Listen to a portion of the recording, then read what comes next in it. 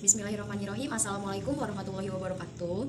Perkenalkan, nama saya Maya Arofah Rakatuka, NPM 191110600130, Pendidikan Biologi B, Fakultas Tarbiyah dan Keguruan, Universitas Islam Negeri Raden Intan Lampung. Oke, pada kesempatan kali ini di sini saya akan mempraktikkan beberapa praktikum mengenai pembelajaran mikrobiologi.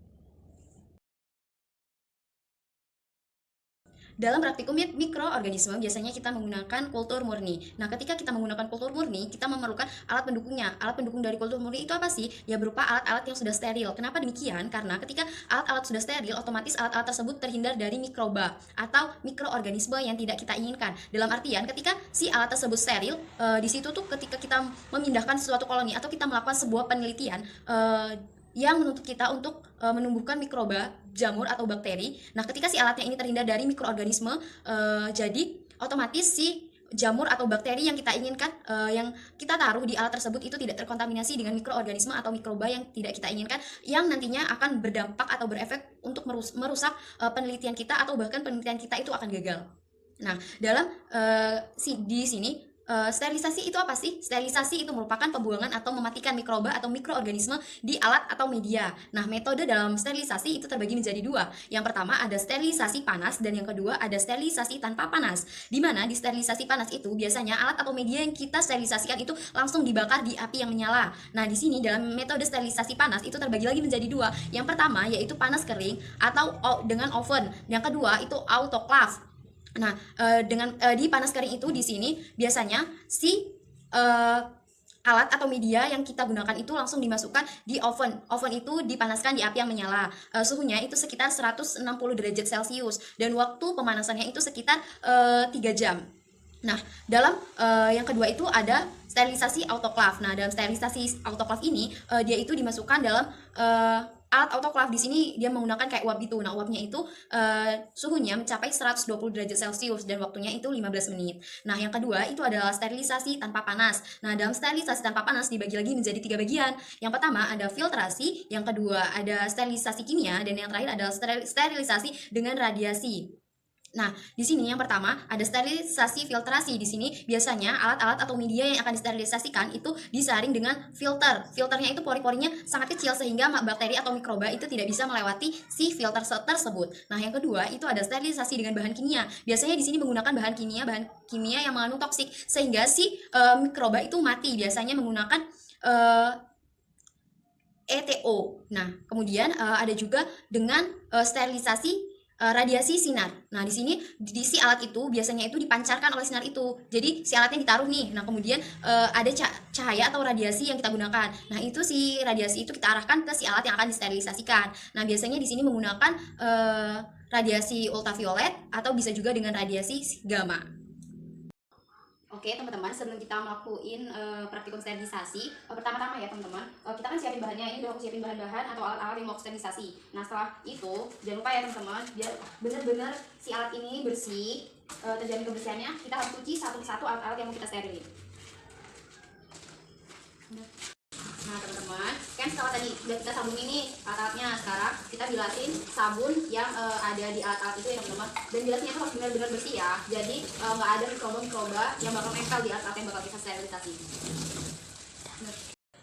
Oke teman-teman, tadi kan semua alatnya kita cuci nih. Ada sendok, ada wadah salad, ada cup agar, terus di situ ada gelas, ada kayak kaos modifikasi. Di sini kan masih basah nih teman-teman. Nah, semuanya alat-alat ini nih kita keringin ya pakai tisu sampai dia tuh benar-benar kering.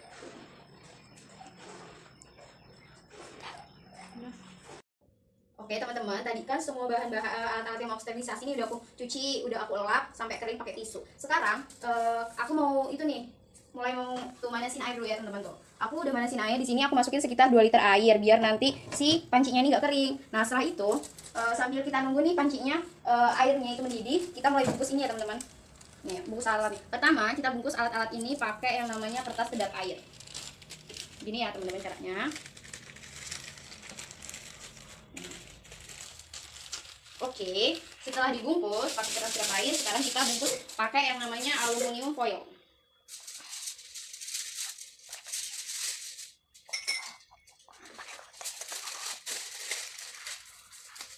Sampai benar-benar bungkus ya teman-teman.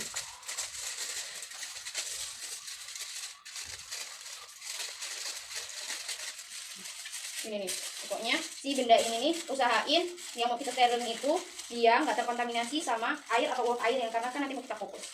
Setelah itu si benda ini kita masukin nih ke dalam plastik. Setelah ditaruh di kedap air, ke kertas kedap air, aluminium foil, terus kita masukin ke plastik nih kayak gini teman-teman. Terus habis itu kita karetin. Biar apa? Biar bener-bener memastikan kalau misalnya itu nggak ada sama sekali air ataupun uap air yang bakal masuk di benda yang bakal kita sterilin. Nah, itu berlaku sama bahan-bahan yang di sini ya teman-teman. Oke teman-teman, ini semua alat-alat yang mau disterilin itu udah aku bungkus semua nih. Ya, udah aku bungkus, dan kebetulan banget nih airnya udah mendidih teman-teman tuh. Jadi langsung aja aku masukin barang bahan-bahan alat-alat ini ke panci buat kita kukus. Kalau teman-teman tahu tanya waktunya berapa sih buat kukus si alat-alat ini? Nah, teman-teman perlu tahu waktu yang dibutuhin untuk mengukus alat-alat buat sterilisasi ini waktunya 30 menit. Jadi kita tunggu dulu ya selama 30 menit, nanti kalau udah 30 menit langsung kita angkat. Oke teman-teman, waktunya udah 30 menit ya buat kita kukus ini ya. Jadi kita matiin aja, terus kita buka nih. Alat-alatnya jadi kayak gitu ya teman-teman. Dan sekarang kita angkat si alat-alat ini satu persatu ya. Kita taruh di nampan. Nah, nampan ini udah aku sterilin loh ya teman-teman. Oke. Nah, peralatan-peralatan yang udah steril ini langsung bisa kita gunain buat praktikum di selanjutnya. Ini nih dia alat-alat yang udah aku steril tadi ya. Aku buka satu-satu. Buka dulu nih dari plastiknya, agak susah ya teman-teman. Lupa baru di kotak sampah. Kita buka aluminium foilnya. Ini kerasa banget loh sebenarnya. Si aluminium foil ini benar-benar menghantarkan panas ke si bendanya. Jadi si benda ini nih kerasa panas banget. Nah ini benar-benar kering ya teman-teman tuh. Jadi emang ini benar-benar yang kering banget.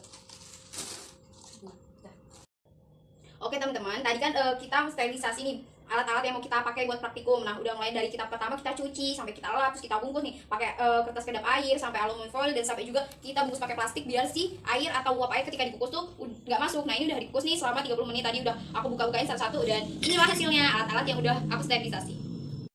Jadi hasil dari praktikum pertama mengenai mekanisme sterilisasi dan aseptik, di mana sterilisasi itu merupakan proses ketika kita berusaha untuk membuang atau mematikan mikroba pada suatu benda yang akan kita pakai pada saat pelaksanaan praktikum. Sedangkan aseptik di mana di situ bendanya itu sudah bebas dari mikroba atau mikroorganisme yang menyebabkan penyakit. Nah, pada praktikum kali ini saya menggunakan teknik panas kering pada saat sterilisasi alat-alat yang akan saya gunakan pada saat praktikum.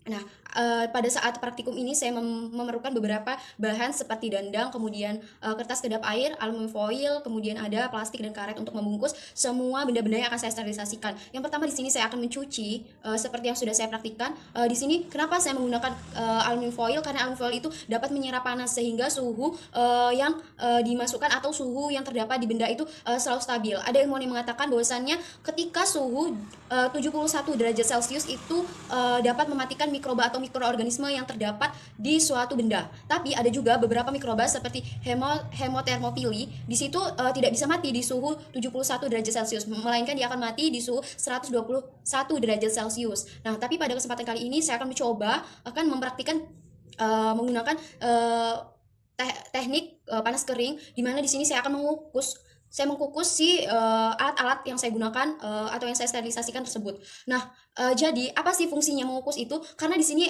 mikroba akan mati ketika adanya panas. Seperti yang telah saya sebutkan, bahwasannya ilmuwan mengatakan bahwasannya 71 derajat Celcius panas itu dapat mematikan mikroba atau mikroorganisme. Apa sih yang dimatikan? Sel-selnya. Karena di sini terjadi bebasnya oksidatif si sel. Kemudian sel-selnya itu akan rusak dan tidak bisa berkembang biak dengan baik. Sehingga ketika kita melakukan sterilisasi dengan teknik panas kering di sini, mikrobanya itu akan mati dengan mikroba-mikroba jenis tertentu yang bisa mati di suhu 90 sampai 100 derajat Celcius selama 30 menit. Istilah pertumbuhan dalam kehidupan itu tidak pernah lepas yang namanya bakteri dan mikroorganisme. Hal ini bisa kita lihat dengan kasat mata atau juga bisa kita lihat dengan menghitung jumlahnya. Nah, dalam praktikum isolasi dan kultivasi di sini di mana dituntut untuk melihat perkembangbiakan mikroorganisme di suatu tempat atau media, dan di sini juga kita bisa membedakan mana sih mikroorganisme yang baik bagi kehidupan dan mana yang tidak baik bagi kehidupan. Pada dasarnya isolasi adalah di mana kita berusaha memindahkan suatu koloni mikroorganisme yang hidup di lingkungannya kita pindahkan ke media yang telah kita siapkan, dan di situ kita membiarkan si mikroorganisme itu bisa berkembang biak dengan baik. Sedangkan kultivasi itu di mana kita menggandakan atau kita melipat gandakan mikroorganisme yang sudah tumbuh di media yang telah kita gunakan. Di situ kita biarkan mereka bertumbuh dengan baik sehingga si mikroorganisme itu bisa berkembang biak dengan berlipat ganda. Untuk praktik yang kedua, di sini kita akan masuk yang namanya teknik isolasi dan kultivasi, di mana di teknik ini kita itu butuh bahan-bahannya itu berupa daging. Ini ada sekitar 300 gram daging ayam, bisa juga kita pakai daging sapi ya teman-teman. Terus ada 3 buah agar, ini sekitar 40 gram. Agarnya agar apa aja, yang penting dia itu agar transparan. Terus ada juga gula putih, ini sekitar 20 gram. Terus ada ragi yang udah aku halusin, ini ada 5 gram. Terus aku udah siapin juga air di sini 2 wadah. Ini ada sekitar 1 liter. Oke, langsung aja kita hidupin kompornya. Yang pertama-tama kita lakuin itu kita ngerebus si daging ayamnya ini. Kita rebus ya sampai dia mendidih, dan ketika dia mendidih, di waktu dia mendidihnya itu kita butuh waktu 30 menit untuk mangkatnya. Kita tutup dan kita tunggu ya teman-teman. Tadi kan udah kita rebus, udah waktunya 30 menit. Dia itu direbus, kan pertama direbusnya nunggu air mendidih, terus habis itu dari waktu mendidih itu kita hitung 30 menit, baru kita angkat ya. Udah 30 menit itu udah kita angkat. Jadi langsung aja nih kita saring. Ini nih. Ini kita saring teman-teman. Panasnya cukup panas juga. Kita saring pokoknya sampai dia itu 1 liter. Nah tadi kan udah kita rebus si daging ayam, terus habis itu airnya udah kita ambil nih. Ini ada sekitar 1 liter airnya, udah aku saring, terus habis itu aku sekarang masukin ke dalam panci. Masuk dalam panci, terus aku hidupin kompornya. Kita buat memasak si agar. Terus sekarang kita larutin lagi sebanyak 40 gram. Kita larutin dalam air ini.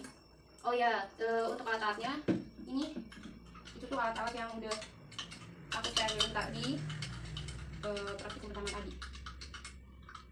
Kita aduk-aduk gini. Sekiranya bubuknya itu larut. Udah larut. Kita masukin ini, bubuk ini. Kita saring, kita masukin ke air yang aku masukin panci tadi. Benar-benar aku saring.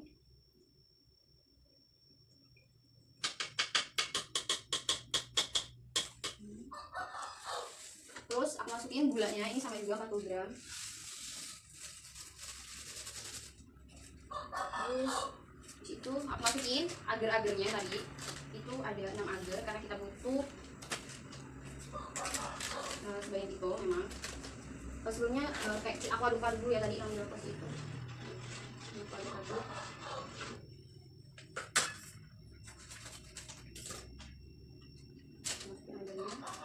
Sambil aku aduk-aduk. Kenapa sambil aku aduk dulu? Biar si agar ini nggak gumpal gitu. Biasanya ibu-ibu juga kalau bikin itu. Masih ini nggak gumpal.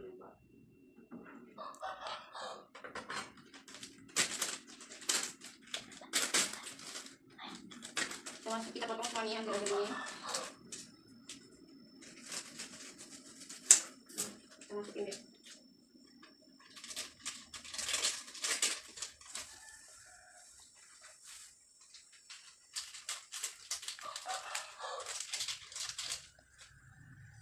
Nantinya kadang agar-agarnya suka naik ke atas. Sambil kita aduk, kita masukin semua agar-agarnya.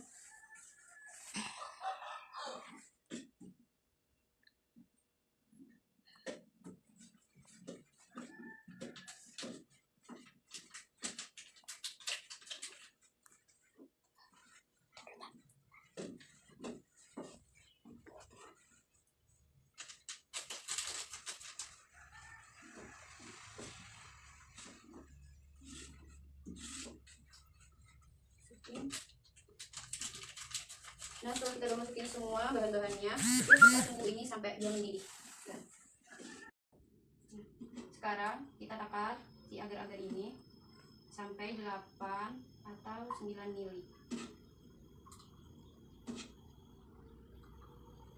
Kalau udah kita masukin ke wadah yang kita siapin. Begitu selanjutnya ya sampai ke 9 wadah. Oke.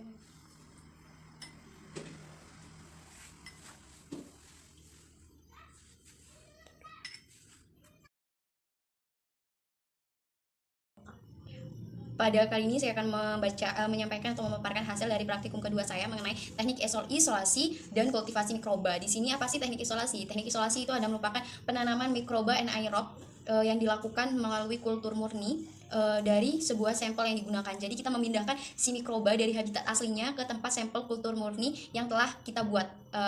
Kemudian teknik kultivasi sendiri itu merupakan penumbuhan mikroba yang telah diseleksi. Mikrobanya itu berupa medium, kultur, dan dia itu dipindahkan dari habitat alamiahnya.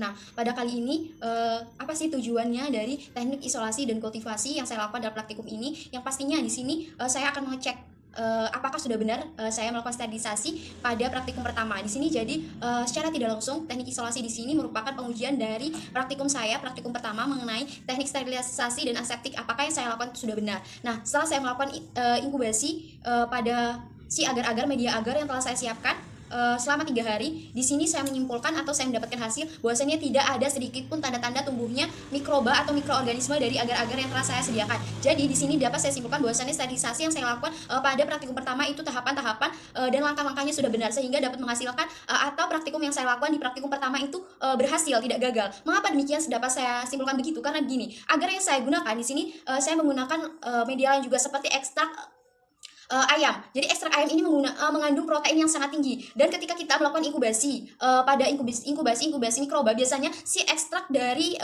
ayam ini digunakan sebagai sumber makanan mikroba atau mikroorganisme. Jadi ketika tidak adanya tumbuhnya mikroorganisme pada agar-agar yang telah saya inkubasi selama 3 hari, berarti sudah dapat dipastikan bahwasannya ketika saya melakukan praktikum ini itu benar-benar steril, tidak ada kontaminasi dari organisme atau mikroba yang ada di benda tersebut. Jadi sterilisasi yang saya lakukan pada praktikum pertama itu berhasil. Jadi dapat disimpulkan ketika kita melakukan sebuah praktikum seperti praktikum sterilisasi yang telah saya lakukan di praktikum pertama, itu bisa kita kaitkan dengan praktikum kedua di sini dengan teknik isolasi, di mana kita dapat menguji dari kesterilisasian benda yang telah kita sterilisasi tersebut dengan adanya teknik isolasi, di mana kita melakukan inkubasi media pertumbuhan mikroba di sini selama 3 hari. Ketika tidak ada hasilnya, berarti praktikum pertama kita mengenai sterilisasi itu berhasil, dan praktikum kedua kita yaitu di mana praktikum pengujian mengenai kesterilisasian dari benda yang telah saya sterilisasikan itu ternyata berhasil.